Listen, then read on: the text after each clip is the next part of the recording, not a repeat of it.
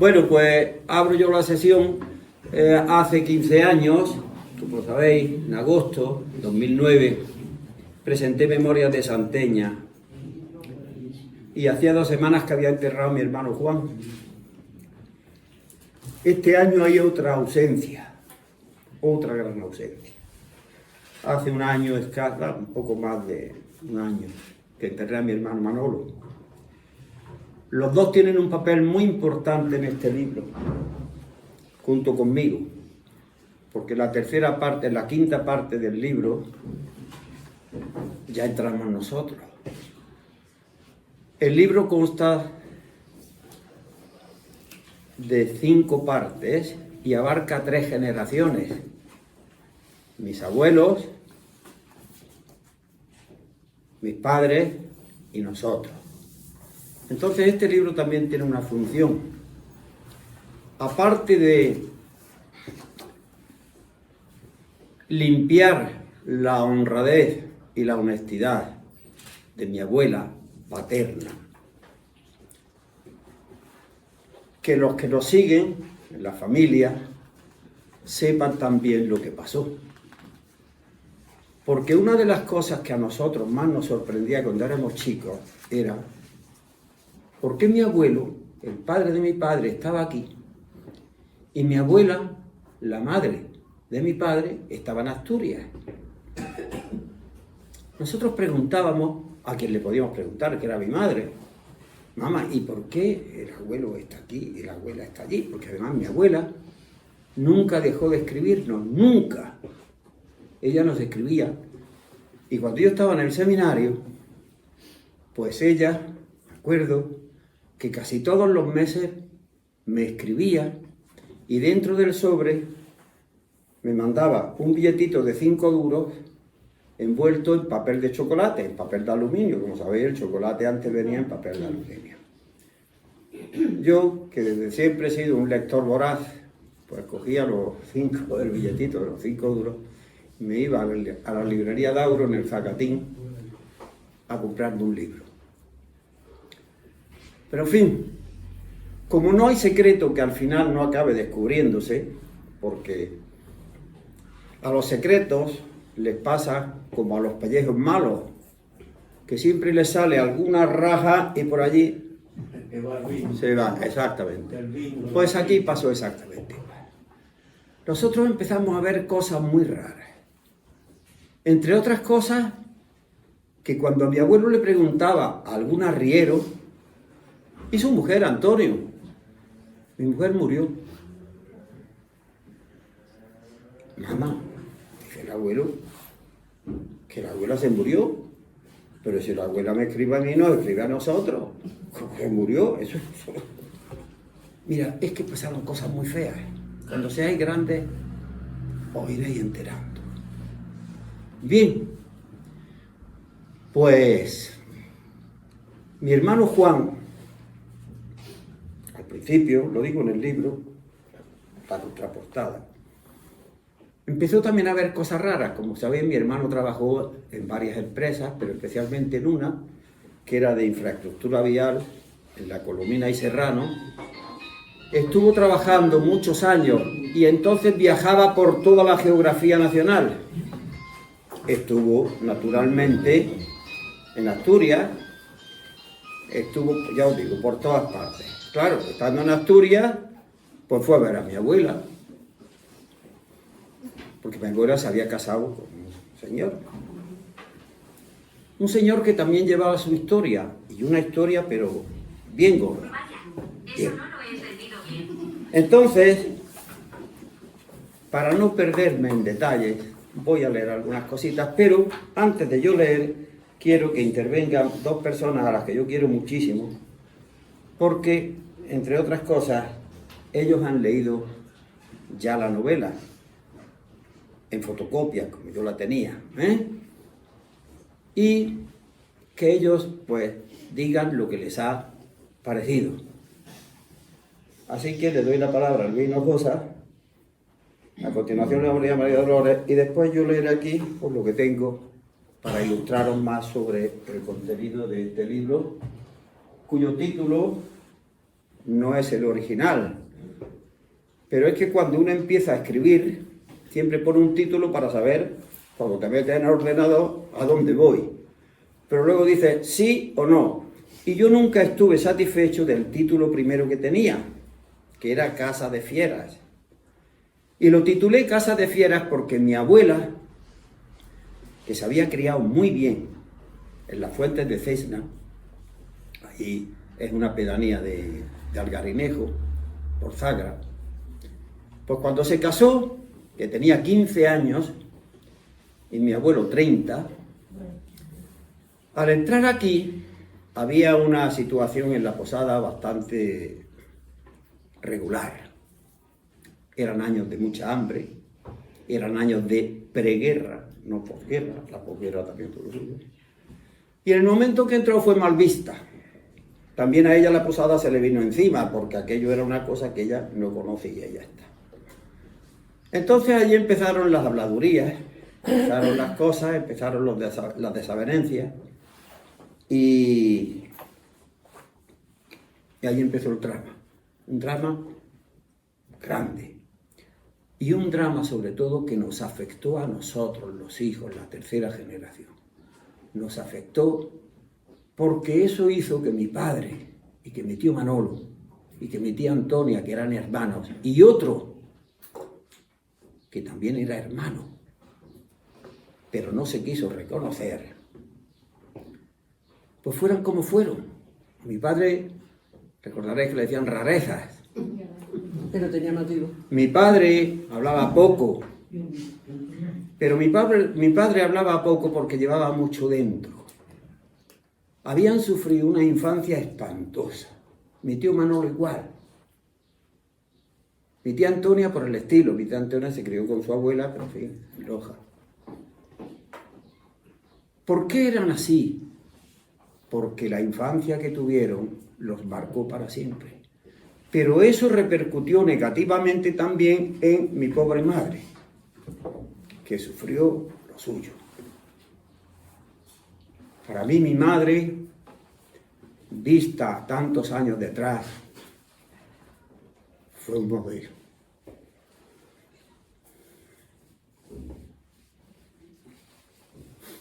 Bueno.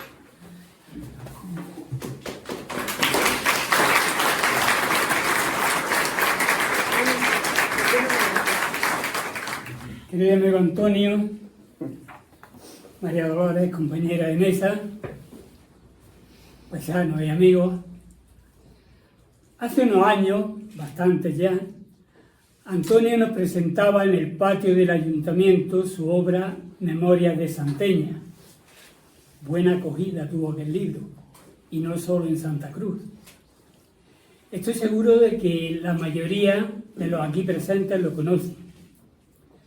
Me hiciste entonces, Antonio, el gran honor de contar conmigo para dicho acto. Siempre te lo agradeceré. Recuerdo que en mi intervención, dividida en dos partes, presentaba en la primera una breve semblanza del autor, en la que, aparte de sus muchos valores intelectuales y humanos, quise resaltar el gran apoyo que Antonio supuso para mí en nuestros años de formación en el Seminario de Granada. En la segunda, expresaba mis impresiones sobre aquella obra que, por deferencia de su autor, yo ya había leído, y que, dado mi interés por lo más próximo, lo más cercano a nosotros, nuestra historia, nuestro vocabulario, nuestras costumbres, y dada la gran capacidad de Antonio para contárnoslo de la forma más amena, no podía tener otro resultado que aquella magnífica obra que desde entonces podemos disfrutar. No te pedí permiso, Antonio, pero porque temía que no me lo concediese, pero quiero añadir a aquellas mis palabras de entonces dos pinceladas de nuestro común amigo Andrés García Maldonado. Andrés, conocido por la mayoría de ustedes, es abogado, periodista, historiador, y a él debemos el escudo y la bandera de nuestro pueblo, además de la breve reseña histórica del mismo, de la que se entregaron ejemplares a todos los vecinos. Pues en una ocasión en que Andrés y yo nos vimos, tras haber leído él dicha obra, me dijo: el libro de tu paisano Antonio Robles es la mejor historia que sobre la comarca de Alhama se ha escrito. Años después, en el verano de 2022, yo presentaba 2 libros míos, prosa y poesía. Andrés y Antonio, entre otros, me acompañaron en aquel acto. Si alguno de ustedes estaba presente aquella tarde, tal vez recuerde las palabras de Andrés. Dijo: Antonio Robles, un auténtico hombre del Renacimiento. Así como aquellos famosos y polifacéticos italianos como Leonardo da Vinci, como Miguel Ángel o como nuestro inmortal Cervantes, en torno al cual y su universal Quijote giraba nuestra reciente celebración del Día del Libro. En cuanto a la obra que hoy Antonio nos presenta, creo que debe ser el propio autor quien nos revele, hasta donde él crea conveniente y necesario, los entresijos que su trama encierra, el doloroso drama familiar que entre sus páginas vamos a descubrir, la laboriosa y larga investigación que ha tenido que llevar a cabo. Pero yo quiero compartir con todos ustedes los sentimientos que en mí despertó su lectura. Sabía yo desde hacía años que trabajaba Antonio en la elaboración de esta obra. Han sido innumerables las horas y muchos los años que a ella ha dedicado. Y sabiendo que el contenido me iba a interesar sin duda alguna, y conociendo la calidad literaria de su autor, deseaba poder tener algún día el resultado en mis manos. Y esto llegó en el verano de 2022. Un día Antonio me entregó una bolsa de papel que contenía un tocho de unas 1000 páginas, tamaño folio, y me dijo: toma, quiero que lo leas y me des tu opinión sincera antes de su edición definitiva.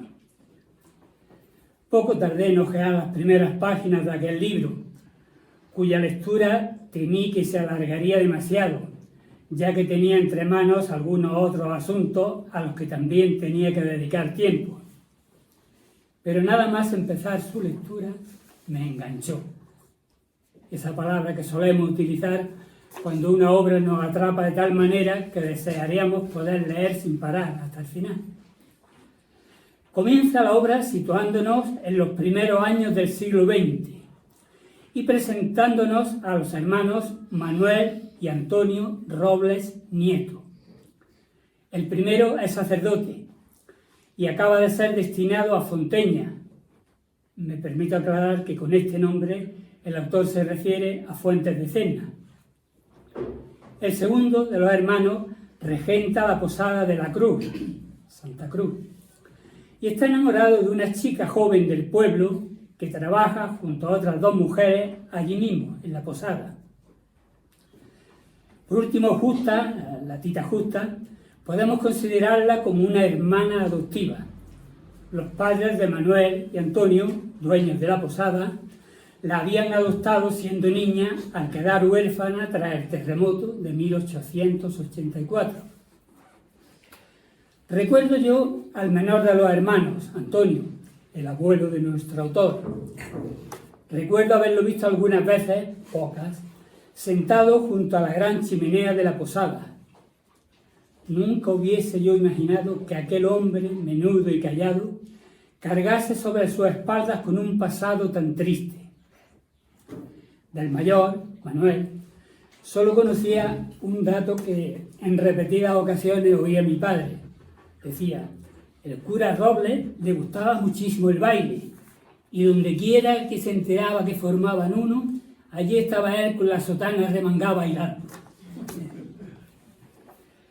No era esto lo peor de don Manuel.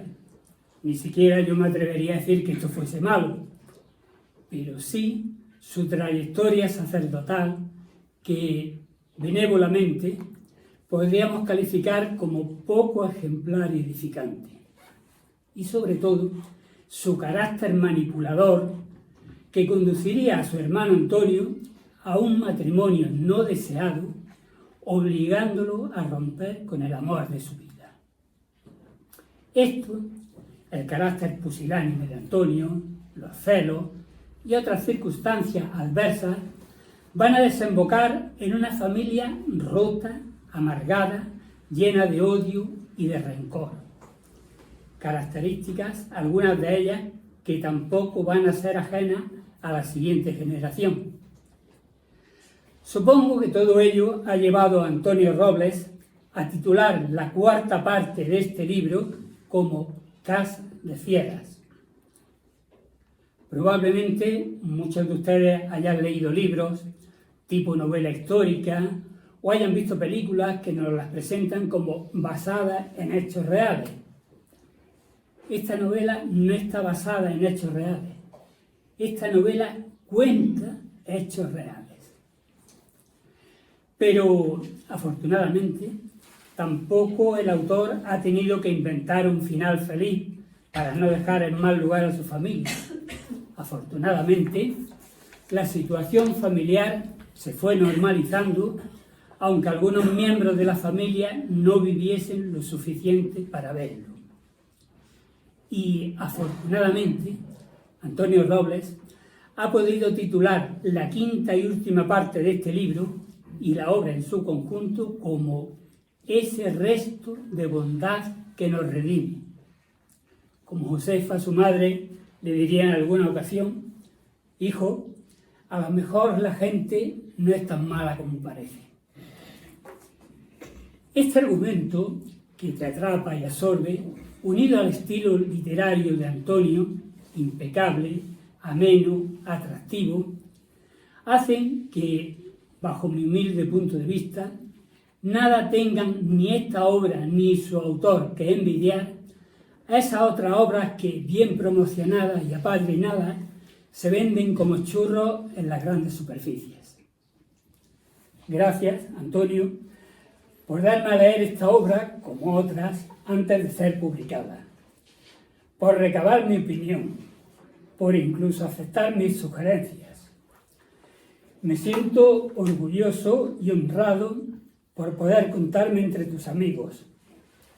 Orgulloso y honrado y afortunado debe sentirse también nuestro pueblo, Santa Cruz, por contarte entre sus vecinos.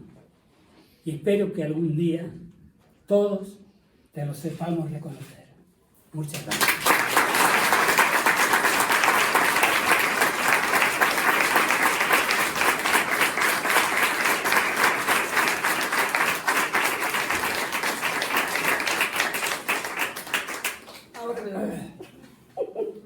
Coincidimos en muchas palabras, Luis. Vamos a ver. Buenas tardes, paisanos.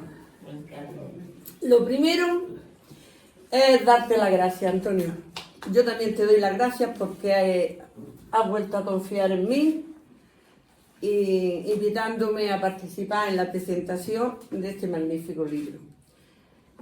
Es para mí un orgullo y un placer enorme.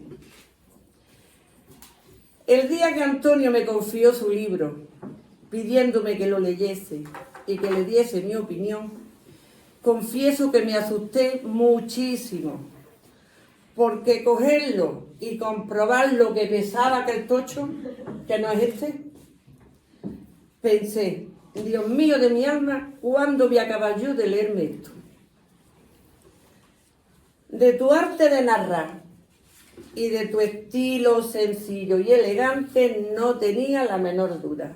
Ya lo pude comprobar en Memoria de Santeña. Pero amigos todos, este libro es muy diferente. En este libro el autor se abre en canal para dejar al descubierto parte de su vida en una historia desgarradora. Te engancha desde las primeras páginas. Está tan bien narrada que al momento ubica a los personajes y empatizas con ellos. A unos les cogen mucho cariño, otros te producen ternura y algún que otro lo aborreces a muerte. Este libro despierta sentimientos y emociones muy difíciles de verbalizar. yo a medida que iba leyendo fue muy grato descubrir que conocía a muchos de sus personajes. A su padre, a su tío Manolo, pero hoy solo voy a hacer mención a una mujer. A una mujer que todos los que estamos aquí tuvimos la suerte de conocerla. Nuestra queridísima y entrañable Josefa Laposa. Una pieza importantísima en esta historia, donde deja de manifiesto su gran fortaleza y su capacidad de perdonar. En definitiva, yo leyéndolo me he sentido parte de la historia y hasta un poco culpable o responsable de pertenecer a una sociedad que cometió tan magna injusticia. Qué pena, amigos, de verdad, qué pena y qué impotencia sentí cuando descubrí que un falso testimonio, un malentendido, unos intereses económicos o la maldad que existe, pudo causar tanto daño y dolor. Tanto que a día de hoy, 122 años después, algunos descendientes todavía sufren al recordar aquella sinrazón. Voy a beber mi agua.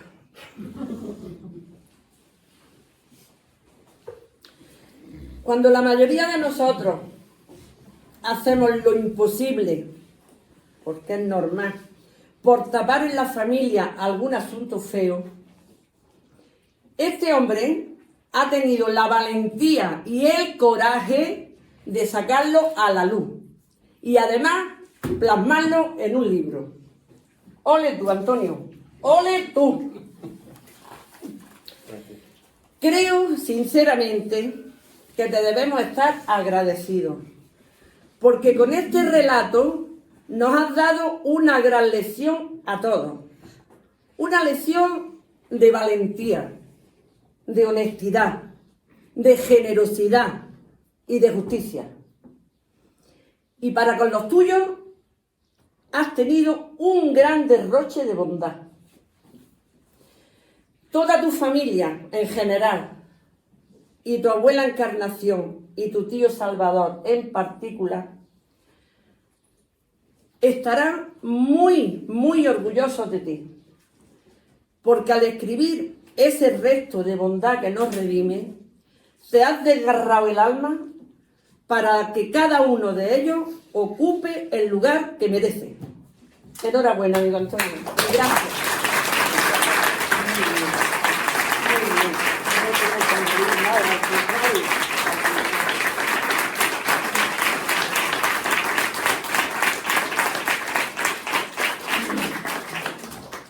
Es cierto.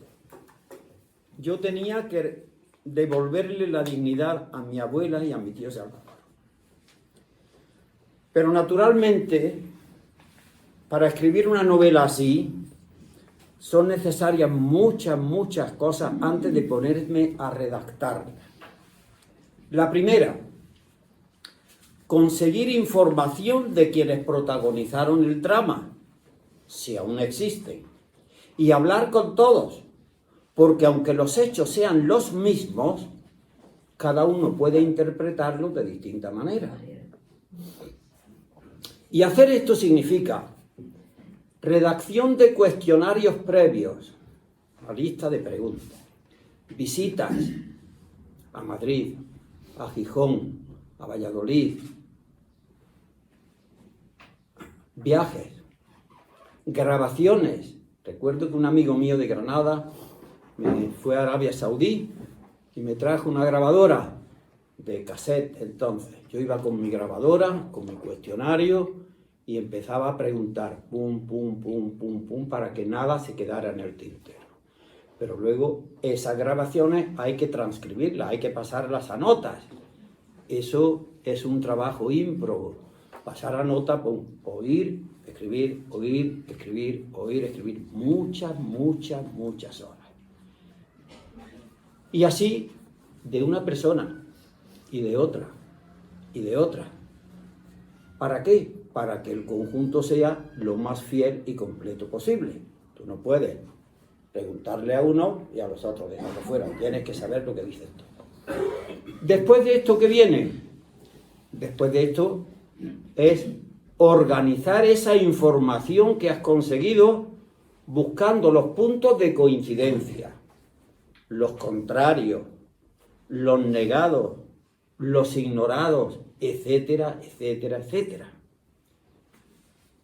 Y realizada esta labor, viene otra no menor. ¿Y cuál es?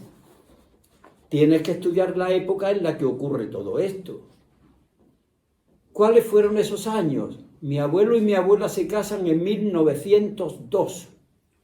O sea, 2 años de empezado el siglo XX.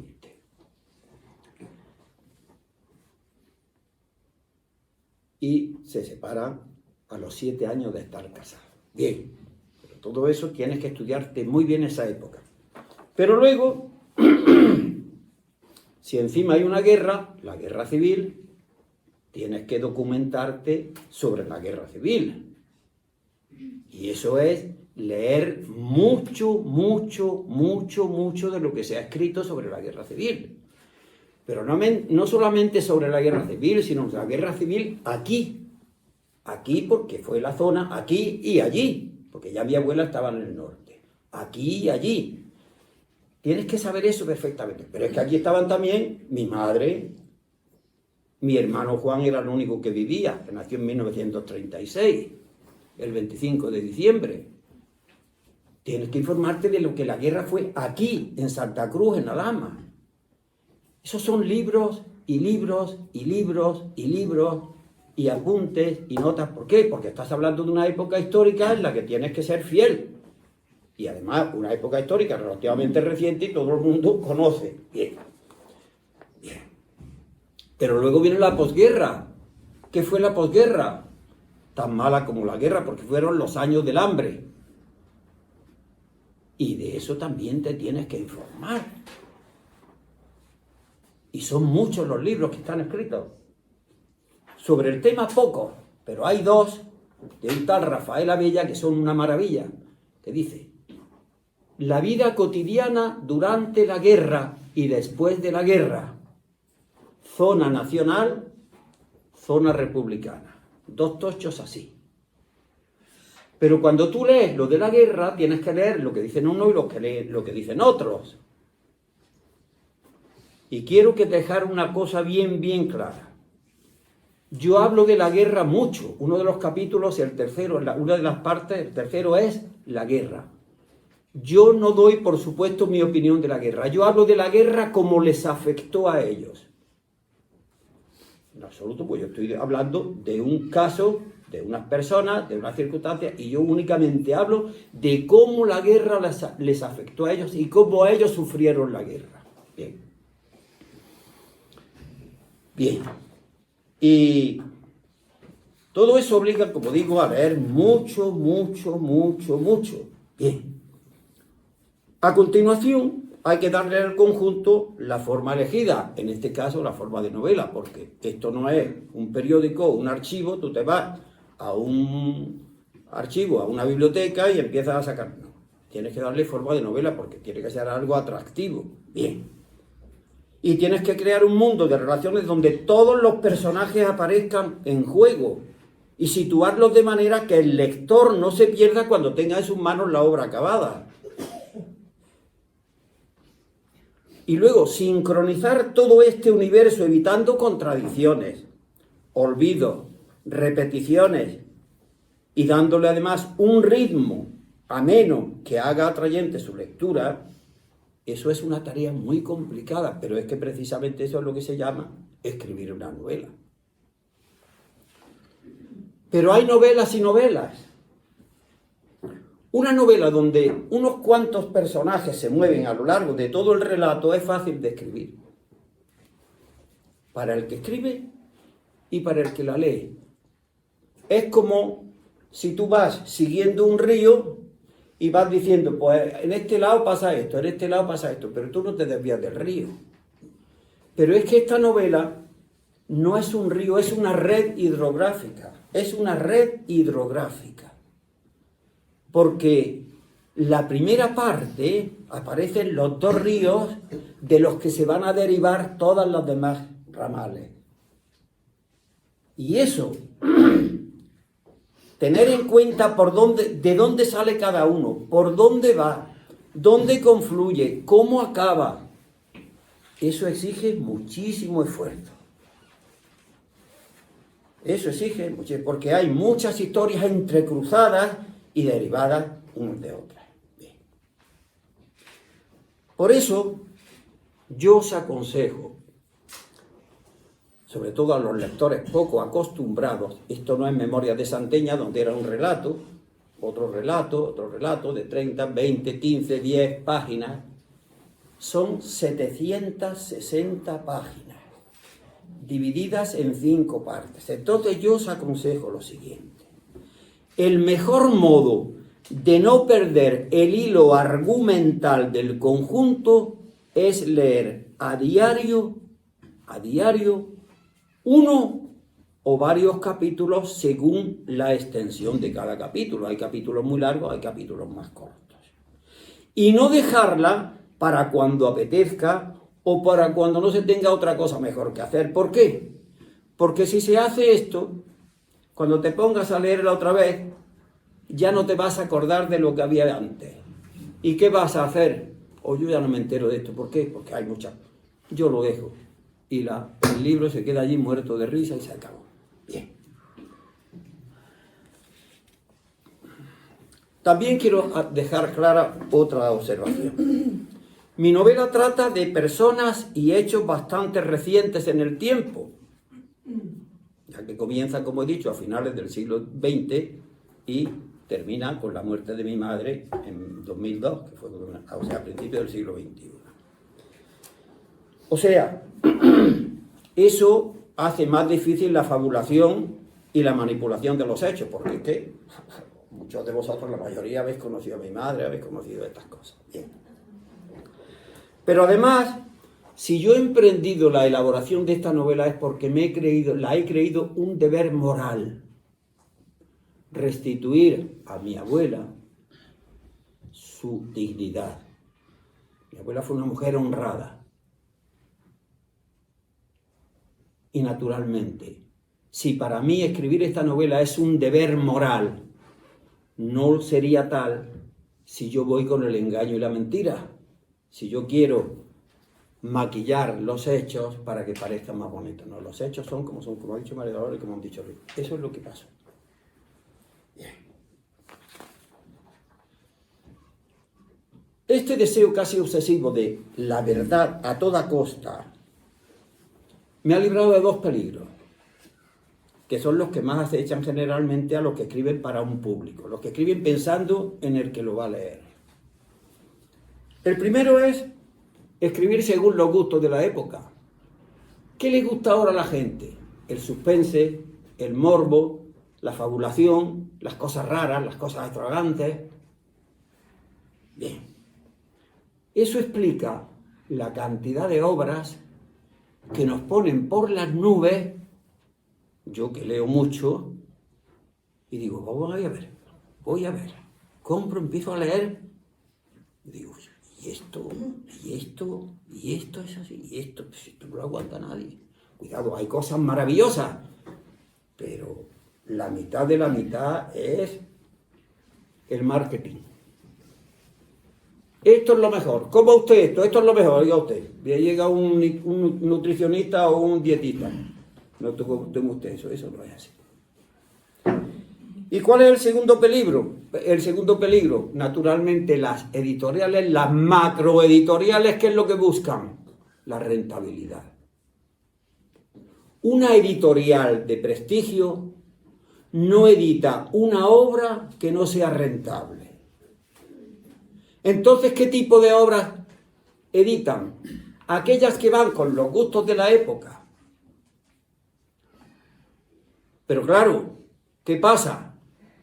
Que muchas veces, como ven que no va a tener mucho atractivo para los que entienden, empiezan a decir que es lo mejor que se ha escrito en el siglo que estamos, que se han hecho no sé cuántos millones de ejemplares, que se ha traducido a no sé cuántas lenguas, y naturalmente hacen que una persona se trague el anzuelo, ¿eh?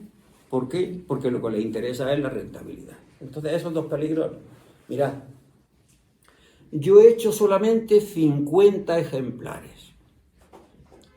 De esos 50 ejemplares, la mayoría van para compromisos personales, familiares y de amistades.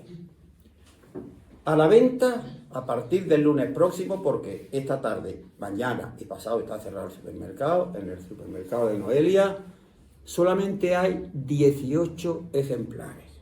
De momento no pienso hacer más. ¿Qué os pido? Os pido que la persona que esté interesada en leer de verdad eso, pero en leerlo, y leerlo, como he dicho, a diario, que lo compre. Pero que esa persona lo deje después a otras personas de su confianza y que sepa que lo van a leer también. O sea, yo diría libro por familia, si acaso, libro por familia. Yo lo compro. A mi hermana yo le he dado un libro, pero ese libro es para ella, para sus hijos, para quien sea. Lo lee, lo presta y ya está. ¿Por qué? Pues porque yo lo que quiero no son compradores, sino lectores. De modo que eso de verdad. ¿Qué precio le he puesto al libro? Pues lo mismo que en mi Memoria de Santeña. Lo he puesto muchísimo más bajo de lo que me cuesta a mí realmente. ¿Por qué? Pues porque lo que quiero es que los que estén interesados en leerlo lo consigan, pero que luego lo pasen. Porque si no, para mí eso no me sirve para nada. Porque ¿cuál es el deseo de toda la persona que escribe? ¿Cuál es el gran deseo de todo escritor? Y más para un escritor desconocido como soy yo. Que nos lean. Que sepáis lo que escribimos. Porque también tenemos voz y voto dentro de la literatura. Naturalmente yo no me habría expuesto a publicar esta novela si las personas que la han leído, yo estoy aquí en Santa Cruz, pero otros muchos por ahí, en Granada, en formato de fotocopia, no la hubieran celebrado.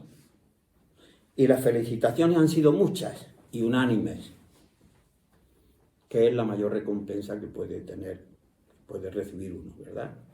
Que la gente que lo lea diga, eso está muy bien. Bien. Espero que también vosotros, los que os atreváis a adentraros en las 760 páginas del libro, podáis decirme lo mismo cuando terminéis de leerla. Y si con la lectura de esa obra aprendéis algo útil, tanto mejor. En el fondo, como decía mi madre, el ser humano no es tan malo como parece. La Biblia dice que Dios creó al hombre a su imagen y semejanza. Y Dios no hace chapuzas. Dios no hace chapuzas. Entonces, si persistimos en el mal, es porque no hemos querido aprovecharnos de ese resto de bondad que Dios ha puesto en el fondo de cada uno de nosotros para redimirnos. Nada más.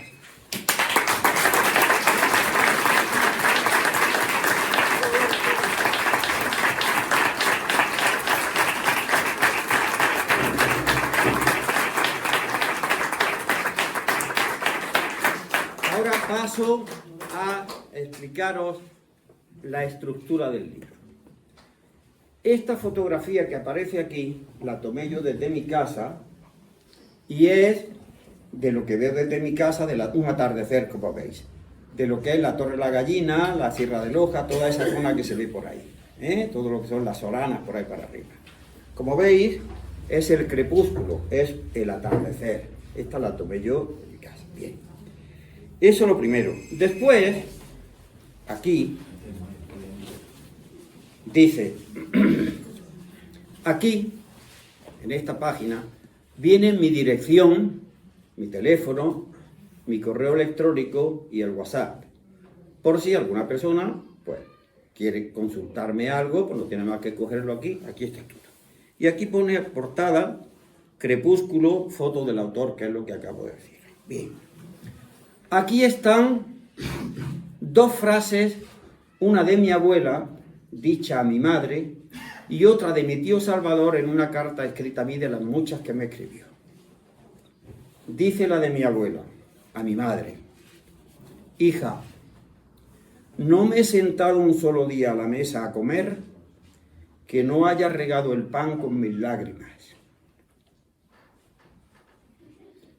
Y mi tío Salvador, en una carta suya, me decía a mí, esa carta está fechada el 23 de abril de 1986. Mi tío murió en 1992 y decía: en fin, como te decía antes, soy creyente. Yo he tenido y sigo teniendo un ángel de la guarda que siempre me ha protegido en mis muchos sufrimientos y peligros. Después, en la página siguiente, viene la dedicatoria mía. Y dice así: a mi abuela paterna Encarnación y a mi tío Salvador su hijo, víctimas inocentes de esta historia triste. Después viene la primera parte. He dicho que tiene 5 partes el libro. Cada parte, sobre primera parte, y debajo pone contrapunto. ¿Por qué lo he llamado contrapunto? En música, el contrapunto es una voz, otra voz y otra voz, o sea, varias voces que suenan a la vez, pero de distinta forma, y eso es lo que produce la armonía. Bien. Entonces, aquí la llamo contrapunto porque esta primera parte es donde aparecen 2 familias que no tienen absolutamente nada que ver una con la otra. Al final de ellas termina sin conocer, y en la segunda parte es donde ya empiezan las implicaciones, empiezan a conocerse y empieza ya la trama. Cada parte va también precedida de una frase alusiva al contenido. ¿Qué dice la frase de la primera parte? Dice: es de León Tolstoy, un autor ruso que a mí me encanta, el autor de Ana Karenina, de Guerra y Paz, de tantísimas otras obras. Es uno de los grandes autores del siglo XIX-XX. Dice: todas las familias felices se parecen, las infelices lo son cada una a su manera. Y aquí empieza la primera parte. En la segunda parte la titulo Hijo de nadie, porque aquí empieza el drama. Bueno, el drama ya como familia. Ese hijo de nadie es mi tío Salvador. Ya sabréis por qué lo llamo hijo de nadie. Un niño que desde que nace se da cuenta de que él es un hijo de nadie. Y cito una frase del Evangelio en la que Jesús dice: no despreciéis a ninguno de estos pequeños, porque os digo que sus ángeles en los cielos están viendo siempre el rostro de mi Padre Celestial. La tercera parte es la guerra. La guerra, y la frase que cojo es de un autor, Stanley Baldwin, un autor británico, que dice: las guerras terminarían si sus muertos pudieran volver. Y todos los que mueren en la guerra pudieran volver, dirían: aquí no hay más guerra. La cuarta parte, como ha dicho muy bien Luis, la titulo Casa de Fieras, entre comillas, porque esta frase, esta expresión la usó mucho mi abuela y mi madre también. Y la frase que pongo es de un autor del siglo XVII, francés, un gran pensador, se llamaba Michel de Montaigne, que dice: no hay en el mundo fiera tan temible para el hombre como el hombre. Y la quinta parte, la última, la titulo como el libro mismo: ese resto de bondad que nos redime. Y también la frase de Michel de Montaigne, que dice: no vamos nosotros, nos llevan como las cosas que flotan, unas veces tranquilamente y otras con violencia, según el agua está agitada o serena. Es el final, la muerte de uno y de otro. Bien. Al final hay un índice que siempre viene muy bien, porque puede que haya algún capítulo, este capítulo me gusta, quiero leerlo, tal. Viene un índice por parte, ¿no? Primera parte, todos los capítulos; segunda parte, lo que es un índice normal y corriente. Y al final de esto me he permitido poner aquí un documento fotográfico de esta novela. ¿Qué fotografías hay aquí? Las que he podido conseguir generalmente de mi familia, claro. Entonces, empiezo haciendo una semblanza de Santa Cruz en la época en la que está mi abuela.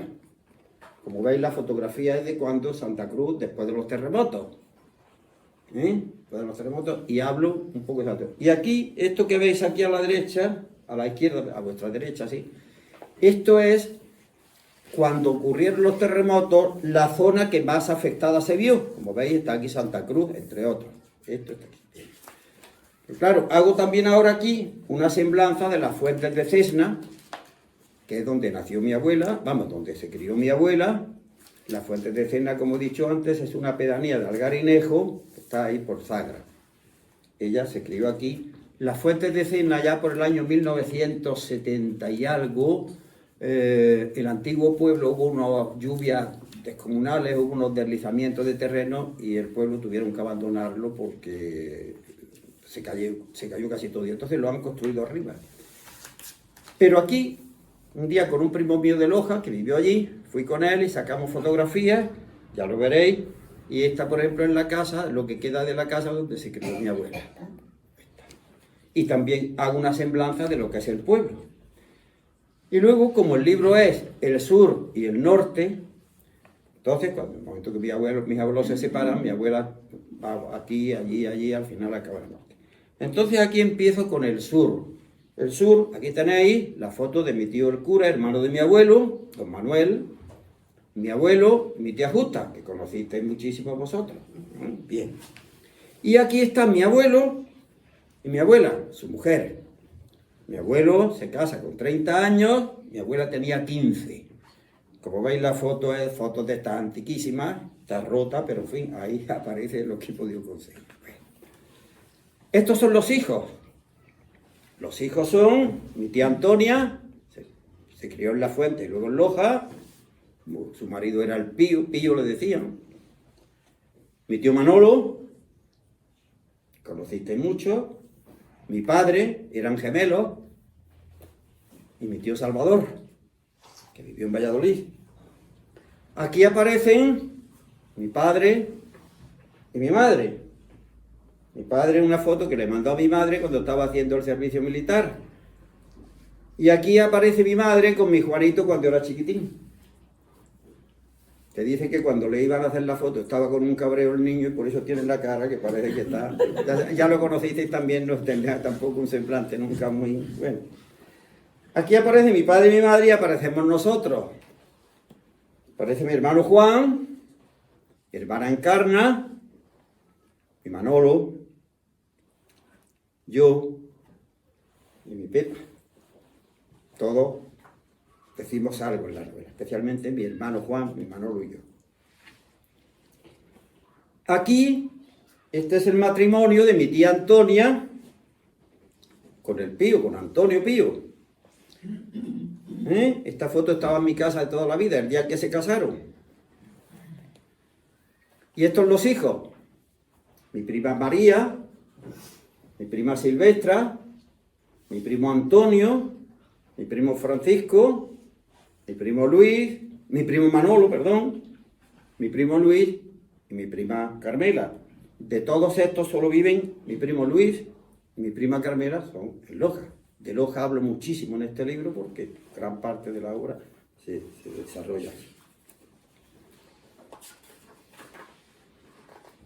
Bien, y ahora entramos. Bien, este es mi tío Salvador, el menor de ellos. Este fue militar, estuvo casi siempre en Valladolid, estuvo por muchos sitios. Con su mujer, mi tía Tina, que venía mucho aquí, sobre todo a Loja, y cuando venía a Loja siempre venían a Santa Cruz un par de días o algo así. Mi tío Salvador, mi tía y las hijas, que fueron Pruden, la mayor, Pruden, Conchi y Encarnita, ya mis tíos, ya mayorcitos. Y ahora pasamos al norte. El norte, el matrimonio de mi abuela, que se casó de segunda. Bien, aquí aparece mi abuela y Aniceto, que se llamaba él. Estos las hijas, 2 hijas mayores y 2 hijos menores. Aquí aparecen ya más grandes, ellos. Mi tía Carmen, eran 2 mujeres guapísimas. Mi tía Carmen, mi tía Angelita, mi tío Aniceto, que emigró al Uruguay, y mi tío Ángel, que murió hace aproximadamente 5 o 6 años. Yo estuve viéndolo últimamente, antes de fallecer. Aquí estas tías mías, cuando eran hermanastros de mi padre, claro, cuando se casaron. Esta es mi prima Amparito, que vive en Madrid. También me ha servido de mucho para la información. Y mi abuela, la mayor. Aquí aparece mi tío Salvador con sus 2 hermanastras, la familia. Y aquí, claro, no lo podéis ver, pero ahí está la familia de arriba, pero también está mi hermano Juan, ya casado, mi cuñada Angelita y Samara. Samara está aquí, chiquitita. Porque ella, uno de los sitios donde estuvo mi hermano trabajando fue allá en el norte. Y aparecen con la familia de allí del norte. Y este, el final. El cura, el hermano de mi abuelo, ya en sus últimos años, estuvo en La Fuente, de La Fuente pasó a Loja, y de Loja fue a Jerez, de la frontera, donde murió y está enterrado. Era un hombre que le gustaba mucho la gente de postín. En Jerez, ya sabéis que hay mucho postín, porque están las grandes bodegas, las grandes ganaderías, etcétera, etcétera, y los vinos, ¿verdad? Y aquí lo veis pilotando una lancha de uno de sus amigos en el puerto de Santa María. Bien. En su salsa. Eso, en su salsa, exactamente. Bien, bueno. Bien. En la novela aparecen nombres y apodos de gente de Santa Cruz, que algunos de vosotros habéis conocido, pero no tienen que ver nada con esas personas. Yo lo he usado por comodidad. Por ejemplo, aparece Panete. Bueno, son que yo lo he usado por comodidad. Pero cuidado, hay otras personas del pueblo, ya desaparecidas, que sí aparecen en la novela y lo que digo de ellas es verdad. Por ejemplo, aparece el Máquina, aparece el Gori, Gregorio, el marido de Piedad, aparece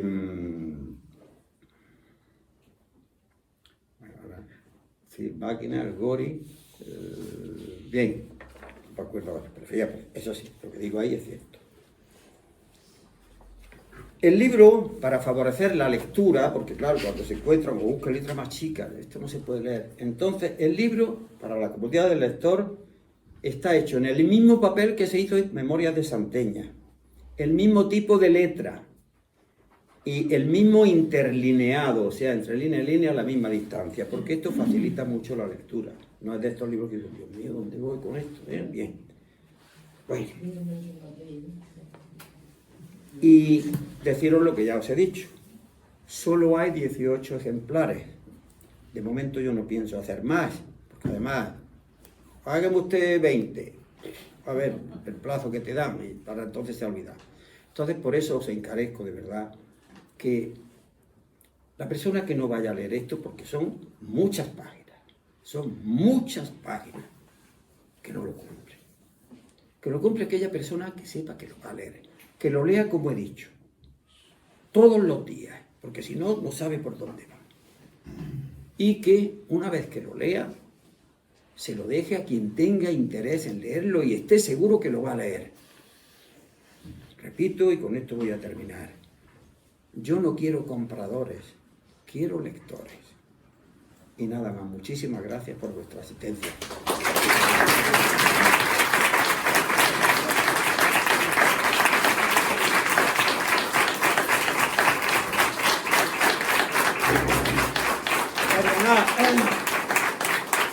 Como estaba aparte, se me ha olvidado. Mirad, como el libro no es un libro normal, por su extensión, entonces he hecho aquí esta hoja plastificada que es guía de lectura. ¿Qué pretendo con esto?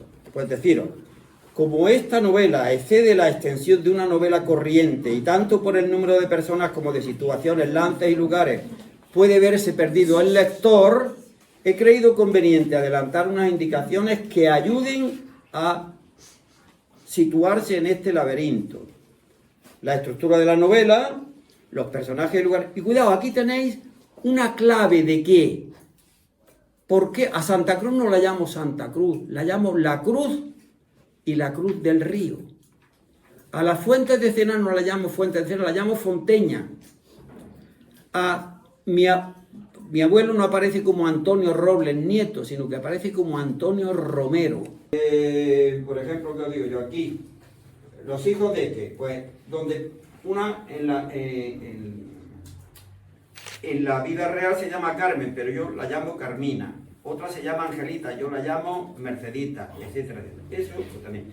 Todos los libros llevan esta ficha, esta guía de lectura que os va a ayudar muchísimo. Y ya se acaba. Y